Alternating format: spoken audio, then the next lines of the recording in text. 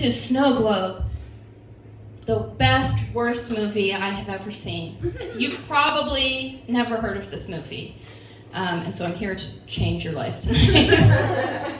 Okay, so this is the poster for Snowglobe, all right? This is the 2007 made-for-TV movie Snowglobe on ABC Family.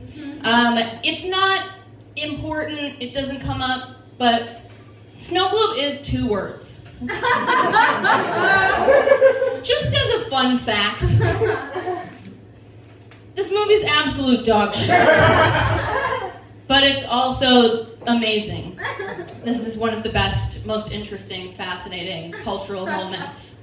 If you missed this in 2007, if you didn't just happen to be watching ABC Family in 2007 around Christmas time.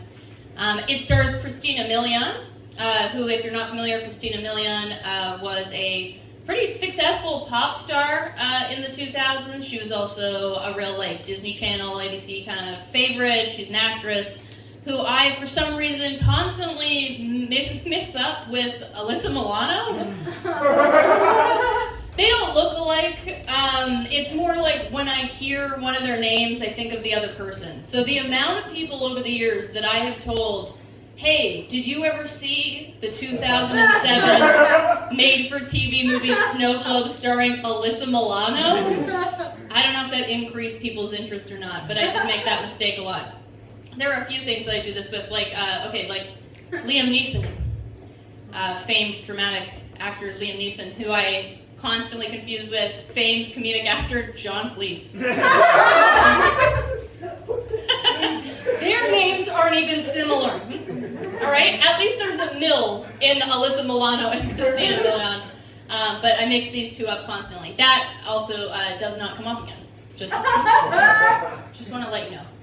All right, so what is Snowglobe about? Very little, honestly. You would think, probably, you know nothing about this movie so far. You're probably thinking, oh, this is probably a movie about somebody getting trapped in a snow globe, right? And you're kind of right. I almost said Alyssa Milano. Christina Milian does get sucked into a snow globe, and you would think that the movie would be about her trying to figure out, how do I get out of this snow globe?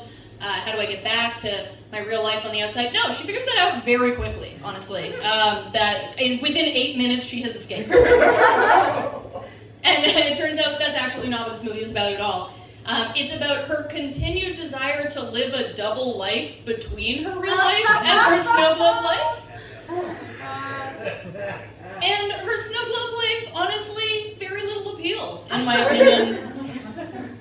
Her real life seemed annoying as well, but we'll get into what it was like inside the snow globe. But first, let's talk about Angela.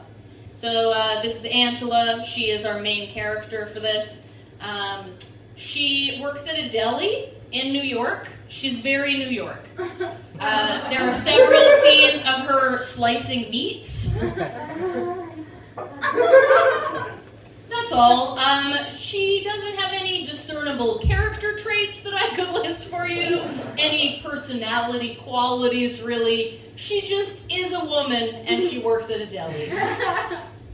She has a very annoying family. She has a very large, very Italian family that sort of, maybe they own or manage the building that she lives in.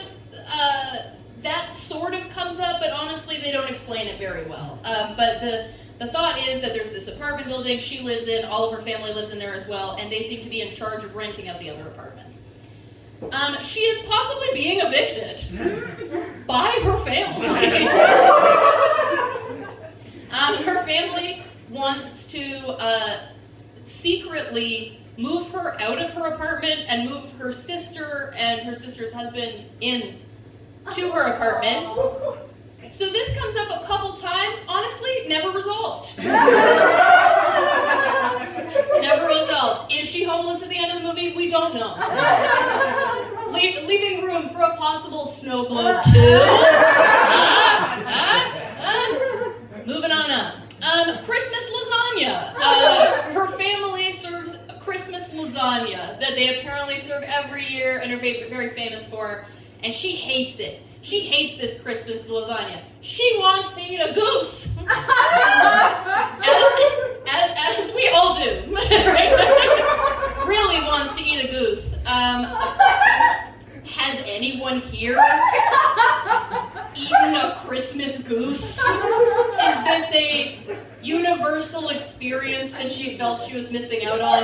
Honestly, I don't really think so. Pretty niche. Okay, so she arrives home from a shift at, you guessed it, the deli. And a delivery man, is there with a package for her with no return address. And he's just like, it's a package. And she's like, a package. And then this sound effect plays. So you know it's magic. So you're like, cool, it's magic.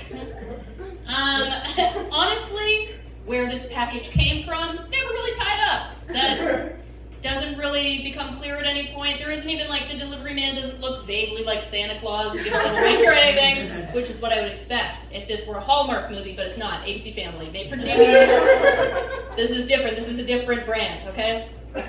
All right, the love interests. Interests. Ooh. That's right, okay? So first up, Eddie. That's Eddie, right there. He meets her holding a pizza. She takes her mystery package inside. This man is holding a pizza waiting for the elevator. She's interacting with him like she thinks that he's delivering a pizza, and he's just kind of very normal. He's just like, oh no, actually, I live here. And then she's like, ah! Just so annoyed that he lives there. How dare he? How dare you, Eddie? How dare you live here and not be a man delivering a pizza? It turns out that he lives in the apartment down the hall and is new to the building, so nice welcome, Angela, to your new neighbor. It kind of turns out that maybe her mom has just been renting all of the apartments in this building to single men. Which is a weird, creepy angle that, honestly, I wish they explored more. He seems like a pretty normal dude. Honestly, this seems like the most normal character in the whole film, quite frankly, and I think he's featured for maybe 5 minutes of screen time in the 90-minute runtime of the 2007 made-for-TV movie Snowglobe. This is Douglas. I wish that the resolution of this photo was better so you could see how dumb his face is. This man lives in a snow globe. All of the people who live in the snow globe are like the little figurines that you would see inside of a snow globe. His job is shoveling snow. He's a snow shoveler in a snow globe. He has an IQ of maybe 7. Honestly, this is the most two-dimensional man. He is basically a cardboard cutout that she falls desperately in love with. When she gets out of the snow globe for the first time, as I said, within 8 minutes of this storyline being introduced, she's talking to one of her coworkers at the deli, and she's like, Douglas is not like guys from around here. He's classy. I'm like, this man said 5 words. He has a very, like frozen smile, and he's like, where are you from? And then she's like, I'm from Brooklyn. And he's like, what's a Brooklyn? And she's like, well, there are 5 boroughs. And he's like, ha ha ha, that's amazing. That's word for word the scene. That wasn't me doing a bit. That's the actual scene and his actual facial expression and delivery. And she was like, I'm in love. He fucking loves shoveling. This man is so invested in shoveling, so much more invested in shoveling than he is in Angela at all. He refers to her several times as his friend. He friend zones her immediately, and ends every interaction they have with, gotta get back to shoveling, snow's really piling up. Fucking loves shoveling. Okay. The snow globe world. Alright, let me introduce you to this. What seduced her out of her regular life, her beautiful life at the deli, and living in this building that maybe her family owns, ? It's very Christmassy, obviously. Super Christmas, there's snow everywhere. Other than that, honestly, pretty boring. Pretty boring, pretty anticlimactic. Honestly, I've been to mall Santa villages that had more appeal, honestly, that I would more prefer to live at long term.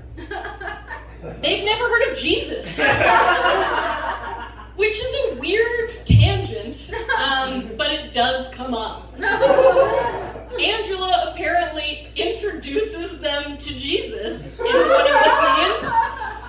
They're all having a lovely Christmas dinner together where, guess what they're eating? Christmas goose!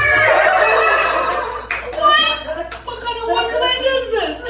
They're eating a Christmas goose, and Angela's like, well, the little baby Jesus, and telling them the story of like, well, there was no room at the inn, and then they're like, and then what happened? And she's like, everything worked out. She's forgotten how the story goes. Which is just a nice detail, honestly. Angela is absolutely obsessed with this place. Will not stop talking about it to her coworkers, to anyone who will listen.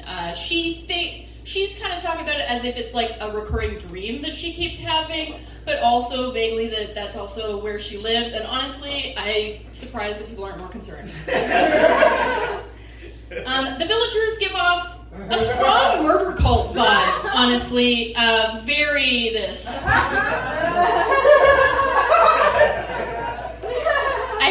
I added the Santa. If you didn't see that summary, Santa's not in it.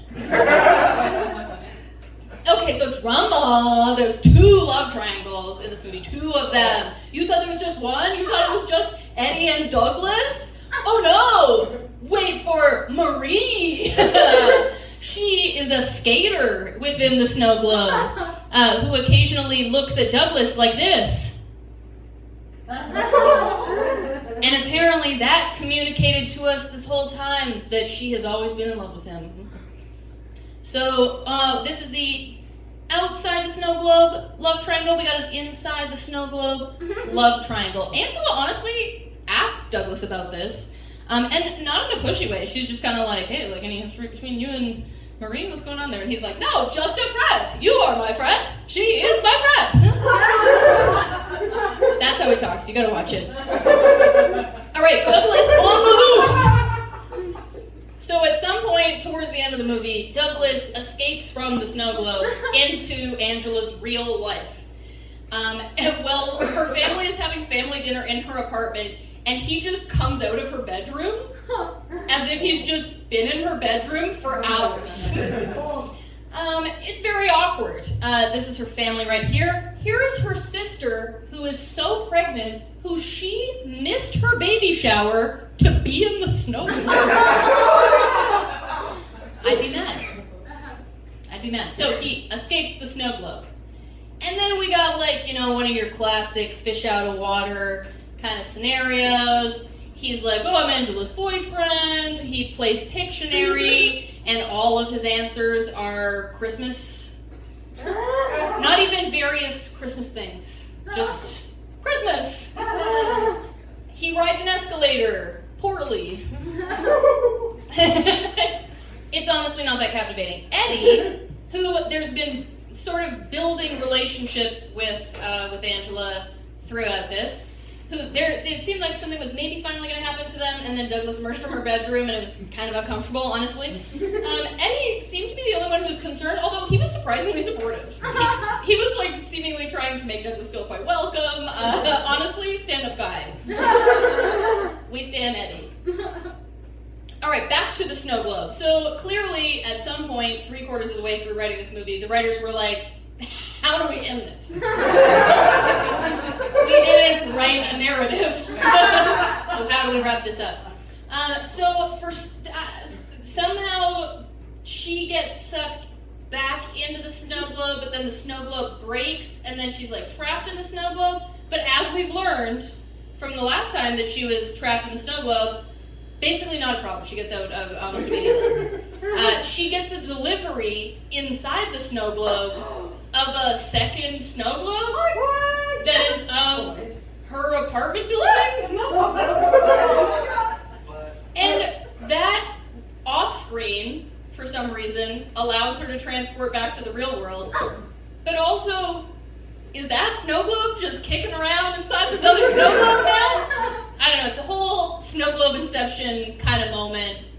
She makes another quick escape. There's another Snowglobe. It resolves somehow.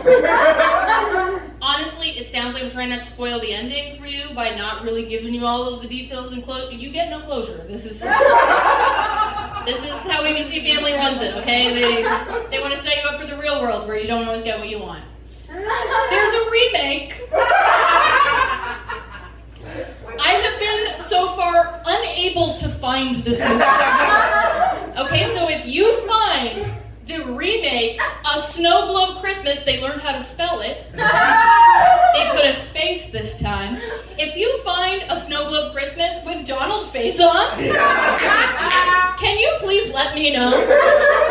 Because I would love to give you a second presentation about the remake. Thank you so much. You can find this absolutely nowhere. It's not